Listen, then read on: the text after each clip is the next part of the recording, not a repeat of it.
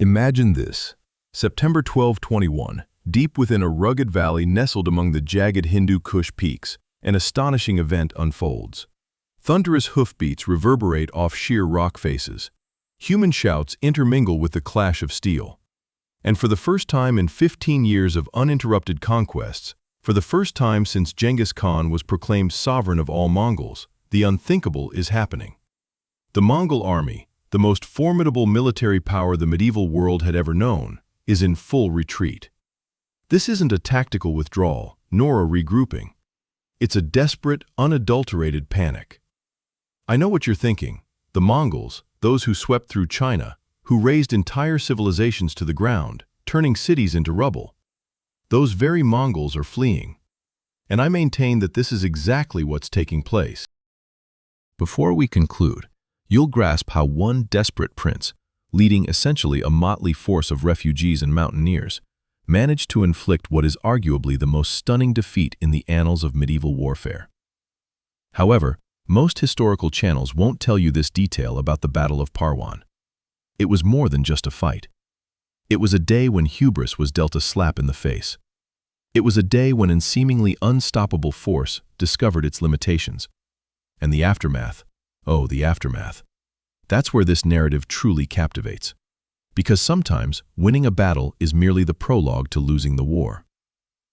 Allow me to paint the scene.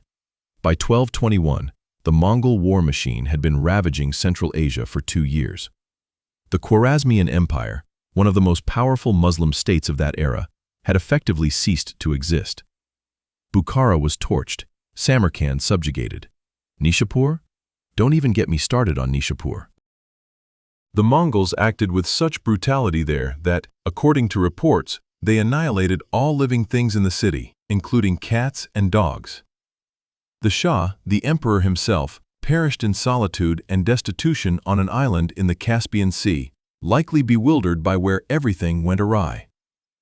Into this apocalyptic setting steps our protagonist, Jalal ad-Din Mingburnu. Frankly, if you were scripting a movie, you couldn't invent a better underdog hero. The son of the deceased Shah, born to a concubine, overlooked in the line of succession, yet possessing something his legitimate brothers lacked: genuine military genius. As the empire disintegrated around him, as cities surrendered without a fight, as nobles fled in every direction, Jalal performed an act of madness. He made a defiant stand. So, how did a refugee prince with a hastily assembled army manage to crush 30,000 Mongol horsemen in open combat? How did he inflict Genghis Khan's most humiliating defeat? And here's the real question. If he won so decisively at Parwan, why isn't he remembered as the man who halted the Mongols? Stay with us, because this story has more twists than a Game of Thrones episode. And unlike Game of Thrones, this ending will actually make sense. If you appreciate military history that reads like a thrilling action movie, hit that subscribe button, because we're just getting started. Let's delve into what Jalal ad-Din was truly up against, because if you don't grasp the Mongol war machine, you can't fully appreciate the sheer insanity of his victory. In 1221, the Mongols weren't just another nomadic tribe on horseback. They were the most sophisticated military organization on the planet, without exception. And I'm not exaggerating for dramatic effect. Genghis Khan spent 2 decades perfecting a system that made every other contemporary army look like participants in a medieval reenactment. His forces operated on a decimal system, units of 10, 100, 1,000, 10,000 men. Every soldier precisely understood their place in the hierarchy. Communication was instant by medieval standards. They employed flag signals, smoke, and mounted couriers capable of covering up to 100 kilometers a day. These individuals possessed logistics refined to a science, while European knights were still trying to master coordinating a simple cavalry charge. Their equipment was advanced. Those composite bows could shoot 300 meters and pierce most armor of the period. Each Mongol warrior carried 2 or 3 bows and 60 arrows. They could shoot from horseback at a full gallop with such precision that modern cavalrymen would weep. And their tactics. Forget everything you think you know about medieval warfare. The Mongols pioneered flanking ambushes, feigned retreats, pincer movements, and psychological warfare on an industrial scale. They would pretend to flee, lure you into pursuit, and then turn and decimate your disorganized forces. They had been doing this since childhood. It was literally ingrained in them. And here's a statistic that should alarm you. From 1206, when Genghis Khan united the Mongol tribes, until September 1221, they had not lost a single major battle. Not one. 15 years of continuous warfare across Asia, and their track record was spotless. Cities crumbled, armies disintegrated, and empires fell, yet the Mongols simply kept triumphing. So at that particular time, the commander of the Mongol forces at Parwan was Shigi Kutuku. And here the narrative takes an unexpected turn, as he was not a seasoned military leader forged in battle. Shigi was an adopted son of Genghis Khan. This is factual. However, his primary responsibilities lay in his role as the empire's supreme judge. This individual was a scholar, an administrator, one of the first Mongols to master literacy. He was instrumental in codifying Mongol law, but commanding a 30,000-strong army in hostile territory was entirely outside his area of expertise. And I believe it was precisely here that Genghis Khan made his initial misstep. You see, the Khan had just concluded a 2-year campaign dedicated to the utter destruction of the Khwarezmian Empire. He had annihilated every army that dared to oppose him. Shah Muhammad was dead. The empire lay in ruins. In his estimation, pursuing Jalal al-Din was merely a mop-up operation, a final act of pacification. And so, he dispatched Shigi with 30,000 warriors, which might seem like a substantial number, until you recall that the main Mongol army consisted of over 100,000 combatants. Essentially, he sent a secondary contingent. But what truly astonishes me is this. Shigi Kutuku was excessively overconfident. And honestly, could one blame him? For 15 years, this man had witnessed the Mongols sweep aside everything in their path. He had seen Bukhara fall in 3 days, Samarkand capitulate in 5. Why should some fugitive prince with his ragtag army be any different? Overconfidence is a powerful intoxicant, and Shigi was clearly under its sway. What Shigi didn't know, and couldn't have known, was that Jalal al-Din was no mere pampered prince playing at soldiering. This man had fought alongside his father since his youth. He had already commanded troops. He comprehended Mongol tactics because he had meticulously studied them. He had seen them dismantle his empire, and he had learned his lessons. And now, in the summer of 1221, trapped within the fortress of Ghazni, he was hatching an audacious scheme. But before we delve directly into the battle, it's crucial to grasp who was truly about to enter the fray. For the coalition assembled by Jalal was truly extraordinary. And we ought to ponder, was he a brilliant strategist setting a trap, or a desperate man preparing for a final stand? Leave a comment with your perspective because, frankly, I believe both options are correct. The summer of 1221 in Ghazni was a period of paradox. The city teemed with refugees. All of them carried tales of Mongol atrocities, fragmented families, cities reduced to rubble. Such traumas either break an individual or fortify them. And Jalal al-Din was accomplishing what seemed impossible. He was constructing an army from the wreckage. The core of his forces comprised the remnants of the Khwarezmian army, professional warriors, cavalrymen, individuals who had served his father. Perhaps around 10,000 men. Not bad, but clearly insufficient. Then there were the Turks under the command of Amin Malik, who, incidentally, was Jalal's cousin. Another reliable contingent. But the most intriguing aspect is this: rumors had spread about what had transpired in Bamiyan. There, the Mongols had sustained losses. Genghis Khan's grandson had been killed by a defender's arrow. In retaliation, the Khan ordered the annihilation of all living things in the city. And I mean everything: people, animals, plants. They sowed the ground with salt. The city was dubbed the City of Sorrow. This news, like an electric shock, surged through Afghanistan. Suddenly, 30,000 Afghan warriors descended from the mountains. These were highlanders, tribesmen, people who knew every pass and valley of the Hindu Kush. They weren't professional soldiers. They didn't possess luxurious equipment.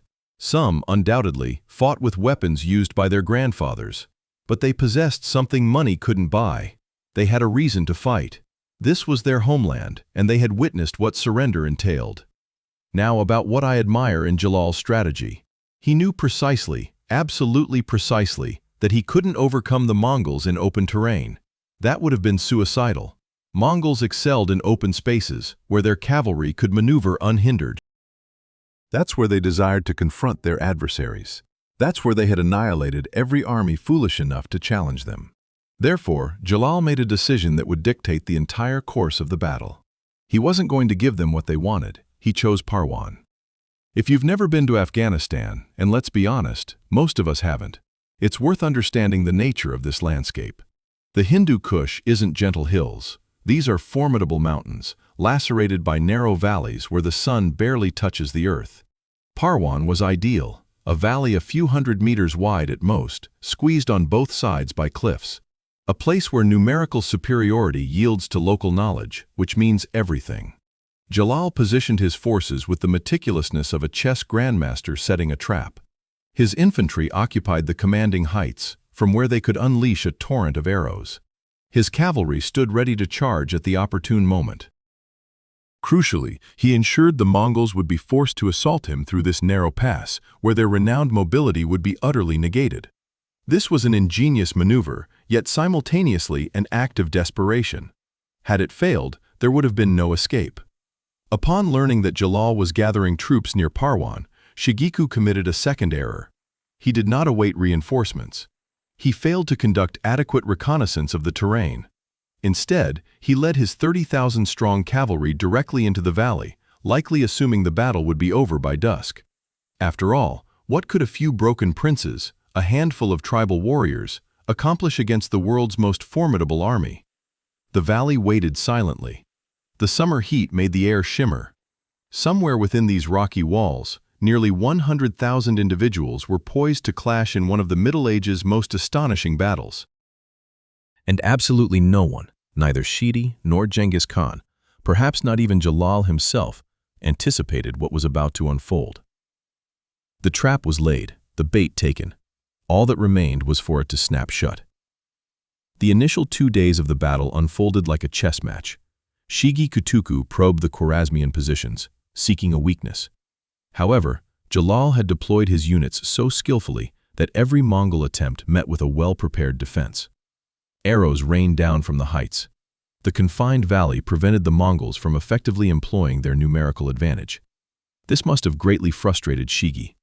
Nothing in his experience, nothing in Mongol military doctrine, had prepared him for an adversary who refused to be pursued, who could not be lured out, who understood that patience was a weapon. On the second day, Shigi resorted to trickery. He ordered his warriors to place straw effigies on extra horses to make his army appear more numerous.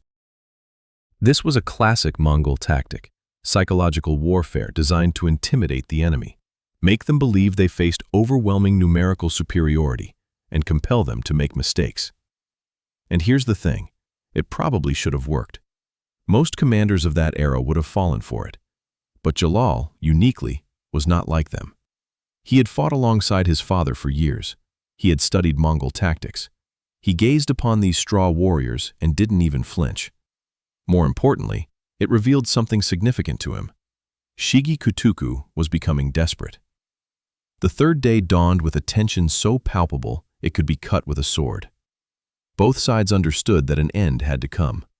The Mongols could not remain in this valley indefinitely, and Jalal could not sustain his coalition without a decisive outcome. Something had to break. And that's when Shigi committed his fatal error. He committed all his forces to a full-scale assault. The Mongol right flank surged directly toward the division commanded by Sifalin Iraq, an Afghan leader. Now, it's crucial to grasp the psychology of the situation. The Afghans had never before confronted Mongols in open battle. Most likely they were gripped by terror, wondering if they had made a colossal mistake descending from their mountains. As that wave of Mongol cavalry crashed upon them, every instinct must have screamed, "Flee!" But Iraq held his ground. His men stood firm and fired their arrows from their positions, exactly as Jalal had instructed. and the Mongols, true to their standard playbook, executed a feigned retreat. This was a textbook maneuver. They had performed it 1,000 times. You attack, the enemy fires. You pretend to flee, the enemy pursues in disarray. You turn around and easily annihilate them. And this is where the tragedy began. 500 men and a unit of heavy cavalry held. They watched the Mongols appear to flee, and every warrior's instinct told them, pursue them. They broke formation, they rushed into the chase, and the Mongols, precisely on schedule, turned and slaughtered all 500. For a moment, it must have seemed as if the battle was unfolding exactly as Shidi had expected. The enemy was breaking, victory was imminent, except Jalal, observing, waiting, saw his moment. What happened next became a legend. Jalal personally led a charge directly into the center of the Mongol formation. Not with all his forces, he was too outnumbered for that. But with his elite cavalry, the best of his men, warriors who had been with him from the very beginning. And he struck the Mongols precisely when they were most vulnerable, just as they were congratulating themselves on destroying those 500 men, just as they believed they were winning. The impact must have been devastating. Jalal surged into the Mongol formation like a ram, and suddenly the entire dynamic of the battle shifted. Recall, these Mongols were tightly confined in a narrow valley. They couldn't maneuver, they couldn't execute their famous pincer movements or feigned retreats. Their greatest asset, mobility, became a liability as they were forced into a tight formation. The strategic location he had so carefully chosen now paid immense dividends. From the higher ground, his soldiers rained arrows down on the dense Mongol ranks. The narrow valley transformed into a scene of mass slaughter. The Mongols were assailed from the front, from above, and from the flanks. They tried to retreat, but there was no escape route. They tried to advance, but found themselves encircled. For the first time in their extensive military careers, these seasoned Mongol warriors faced a situation where skill and discipline were irrelevant. They were utterly trapped. Truly visualize this moment, as it was unprecedented in military history up to that point. These were the Mongol warriors who had conquered half of Asia. They had never known defeat, never even come close to it. Yet now, they watched their formations disintegrate, saw their comrades fall, and heard their commanders shout orders that couldn't possibly be executed due to the lack of space. For the first time, they experienced an emotion entirely new to them: fear. Jalaluddin must have witnessed it too, that instant when an opponent's eyes betray a shift, when confidence erodes into doubt, then transforms into terror. He gave the command for a full-scale assault. Every Khwarezmian, Turk, and Afghan warrior who had been waiting, who had seen their brethren die, who had held their ground, now charged forward as one. The Mongol line crumbled. What followed wasn't a battle, it was a massacre. I don't use that term lightly, but no other word accurately describes what unfolded in that valley. The Mongol cavalry, packed together and unable to maneuver, began to break, not strategically withdraw, but truly break. Panic broke out. Men threw down their weapons and fled. Some attempted to surrender, others tried to fight their way out. It was all futile. The valley had become a slaughterhouse. Jalaluddin's forces pursued them relentlessly. These were people who had witnessed their cities burned and their families murdered. They had heard tales from Nishapur and Merv. There was no mercy in their hearts. And honestly, given what the Mongols had done across Central Asia, can you blame them?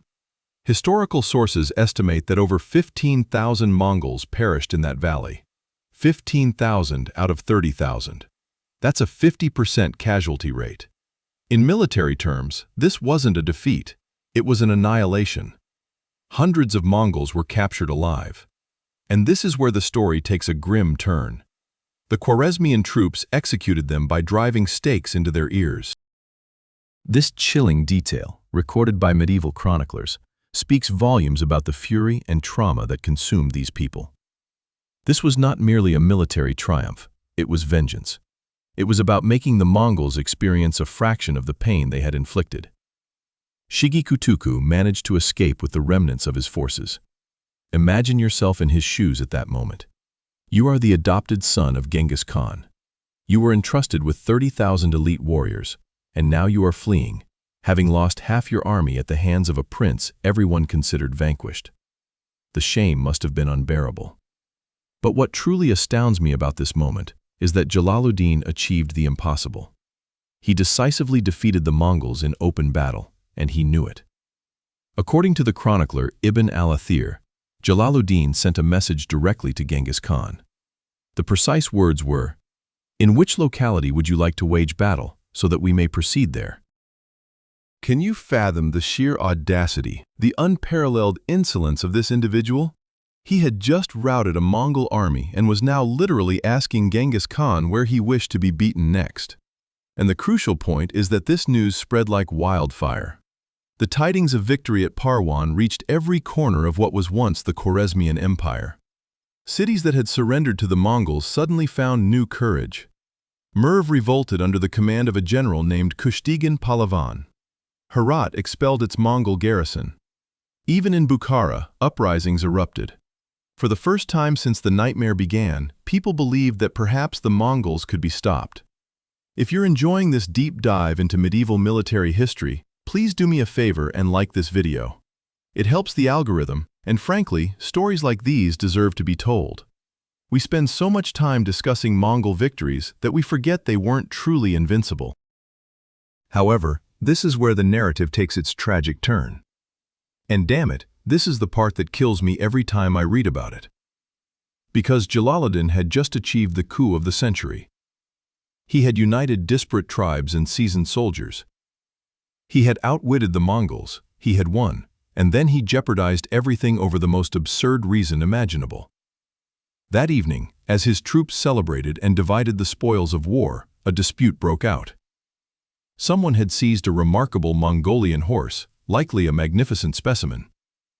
Amin Malik, who was Jalal's father-in-law and a Turkic commander, and Saif al-Din Ikrak, the chief of the Afghan contingent, both desired it.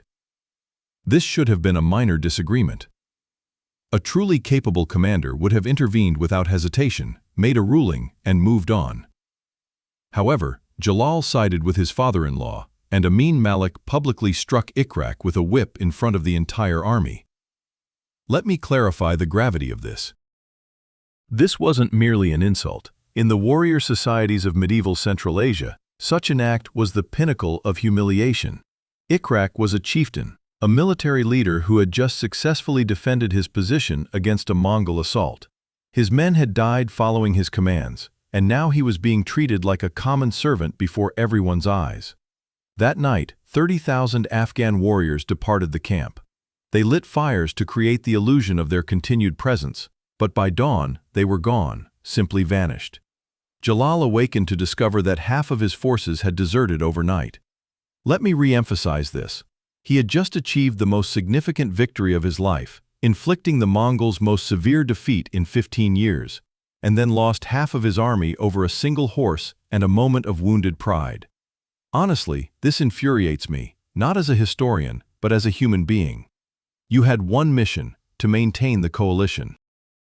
You had just demonstrated that the Mongols were not invincible. You had inspired hope in millions of people. And you squandered it all because you couldn't manage your father-in-law's ego. Leadership isn't solely about strategy and tactics, it's about people. It's about recognizing that sometimes the most crucial battles are fought within your own ranks. And here lies the bitter irony. Jalal understood the implications. He knew that Genghis Khan would pursue him with the full might of the Mongol army. He realized he couldn't win with only 30,000 men. So, he made the only plausible decision. He gathered his remaining forces, took as many refugees as he could, and headed east towards the Indus River. He intended to flee into India, hoping to survive there, beyond the reach of the Mongol army. But Genghis Khan had other intentions. When news of the defeat at Parwan reached Genghis Khan, chroniclers recount that he was enraged. And we're not talking about typical anger. This was a man who had built his reputation on invincibility, whose empire depended on the notion that resistance was futile. And now, some minor prince had inflicted the heaviest defeat on his forces in their history. The Khan immediately abandoned all other engagements and personally led his army south into Afghanistan. He stopped at the battlefield of Parwan. Imagine the scene. The great Khan himself walking through a valley strewn with the bodies of his warriors, 15,000 dead Mongols. Medieval chroniclers record that he summoned Shigi Kutuku and declared, "You did not know the battleground, and both of you are guilty." Both referred to Shigi and the terrain itself. There's an almost philosophical insight in this statement. Genghis understood that Shigi was overcome not only by Jalal's skill, but also by the geography. The Mongols had been drawn into a fight on ground that nullified all their advantages. But this is what truly makes Genghis Khan formidable. He learned from his mistakes. He didn't execute Shigi Kutuku. He didn't strip him of his rank. Instead, he educated him. He walked the battlefield with him, explaining what went wrong, how Jalal leveraged the terrain, and where the Mongol formation was vulnerable. It was like receiving a masterclass in military strategy from the most accomplished conqueror in history, except your tuition fee was the loss of half your men. Meanwhile, Jalal al-Din was in flight. His column included not just soldiers but thousands of refugees, families, children, the elderly, who had heard of Parwan and believed they might escape to India. These civilians slowed the entire movement. What should have been a rapid military march turned into a grueling migration, with the Mongols following like an approaching storm. The Mongols could cover 100 kilometers a day when necessary. Jalal's columns, burdened with refugees, were fortunate to cover half that distance. The calculation was brutally simple. They would be caught. The only question was where. It happened on November 24, 1221, on the banks of the Indus River, near modern-day Calabar in Pakistan. Jalal had almost made it. The river was right there. India was on the other side. Safety was within reach. But the Mongols arrived first. And this time, Genghis Khan himself was in command. No more secondary forces, no more inexperienced, learned generals. The Khan deployed his forces in a massive crescent that pinned Jalal's army against the river. His sons, Chagatai and Ogadai, commanded the flanks. Genghis personally oversaw the reserve, positioned precisely to cut off any path of retreat.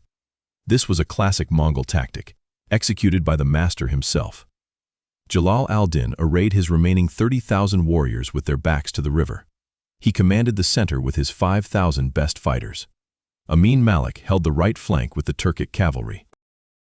The Afghans, or what remained of them, held the left flank, presumably under Timur Malik's command. This was a strong defensive position, but everyone there understood its true meaning. It was the final stand. The battle commenced at dawn.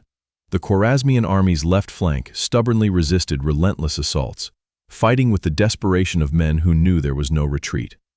In the initial phase of the conflict, Ajiday's Mongol forces on the left flank were repelled. For a moment, a new miracle seemed possible, but Genghis Khan had already learned from his previous missteps. Observing the formidable strength of Jalal's position on that ridge, he dispatched an elite detachment led by Commander Bela to scale the heights and attack from above. The geographical element once again proved pivotal, though this time it favored the Mongols. This flanking maneuver shattered the Khwarezmian defensive line. Timur Malik fell in combat. The formation began to crumble, and Jalal ad-Din, witnessing the disintegration of his army, made a legendary decision. He spurred his horse towards the Int River, swollen from recent rains, fast-flowing and deep, with banks at least 20 feet high, and plunged directly into it. Mongol arrows whizzed around him. People shouted, urging him to stop. But Jalal ad-Din, the last sultan of the Khwarezmian Empire, leapt. Horse and rider plunged from the bank into the raging waters. Miraculously, he managed to reach the other side. The current carried him downstream, yet he emerged alive on the opposite bank. This moment absolutely astounds me. Genghis Khan observed Jalal's leap. The great Khan, the very man who had just shattered his army, who for 2 years had systematically destroyed everything Jalal loved, stood on the riverbank and watched his enemy execute what was essentially a suicidal leap to freedom. And according to numerous historical accounts, Genghis Khan turned to his officers and declared, A father should be proud to have such a son. This was a testament to the respect between one warrior and another. It was an acknowledgement that sometimes, even in defeat, there is glory. Jalaluddin lost the war, lost an empire, lost everything. But he earned something few in history ever receive: the genuine admiration of Genghis Khan. However, let's explore what the Battle of Parwan truly signified in a broader historical context. Because the reality is this: it was the single significant defeat the Mongols suffered throughout their entire Central Asian campaign. The only one. All other battles, sieges, and skirmishes were won by the Mongols. Parwan stands as the sole evidence that they were not invincible, that a skilled commander with the right strategy and on the right terrain could overcome them. And I believe this is important. We speak so much of Mongol victories that we create a mythology of their invulnerability. But Jalaluddin proved it was possible. He showed that it required three things: superior knowledge of the terrain, the discipline not to fall for Mongol tricks, and the courage to genuinely stand and fight. Most armies of that era possessed none of these qualities. Jalal possessed all three. But here's the tragedy we must confront. He won the battle and lost the war. And the reason for his defeat was not military, but political. That white horse, that moment of ego and wounded pride. This leadership failure led to the desertion of 30,000 Afghan warriors. This is what destroyed any hope of prolonged resistance against the Mongols. Had Jalal kept his coalition intact, had he managed the egos in his camp with the same skill as on the battlefield, could he have altered the course of history? Could he have mustered more forces? Could he have made the Mongol conquest of Central Asia so costly that they would have turned back? We will never know, but this possibility haunts me. Jalaluddin himself lived another 10 years. He wandered through Persia, Azerbaijan, and Anatolia, sometimes as a conqueror, sometimes as a refugee. He never managed to reclaim his empire. In 1231, he was killed, probably by Kurdish peasants, though the precise circumstances remain unclear. His army continued to exist as Khwarezmian mercenaries who fought across the Middle East for decades thereafter. But the dream died with him. Afghanistan, however, remembered. The same mountains where Jalal made his last stand broke other empires: the British in the 19th century, the Soviets in the 20th century, the Americans in the 21st century. There is something about this terrain, this warrior culture, this refusal to submit, that has persisted for 800 years. Parwan proved that it's not about power or technological superiority. It's about knowing the land, fighting on your own terms, and never, ever giving up. So, what is the lesson here? Perhaps it is this: no force is absolutely insurmountable. Every giant has a weak spot. Every empire has its limits. But victory means little if you cannot hold your people together afterward. The battle you win can mean less than the coalition you preserve. Sometimes, the most formidable adversary isn't the army confronting you. It's the arrogance and conceit festering within your own ranks. Now, I'm eager to hear your thoughts. Share them in the comments below. Do you believe Jalal al-Din could have achieved ultimate victory if his alliance had remained intact? Was he a brilliant tactician simply plagued by misfortune? Or did his own leadership missteps doom him from the outset? I genuinely read every single comment. And frankly, these types of historical debates are my passion. If you appreciated this in-depth look at a battle that merits far more recognition than it receives, please hit the like button and subscribe for more unfiltered military history content. Share this video with anyone who still views the Mongols as invincible warriors. They truly need to hear this account. After all, on a September day in 1221, in a narrow Afghan valley, 30,000 Mongol fighters entered, but 15,000 never emerged. That was the day an unstoppable force finally met its match. The day one individual proved that even titans can crumble. The day Afghanistan conveyed a message to the world that remains pertinent even now. We will never surrender. Thank you for watching.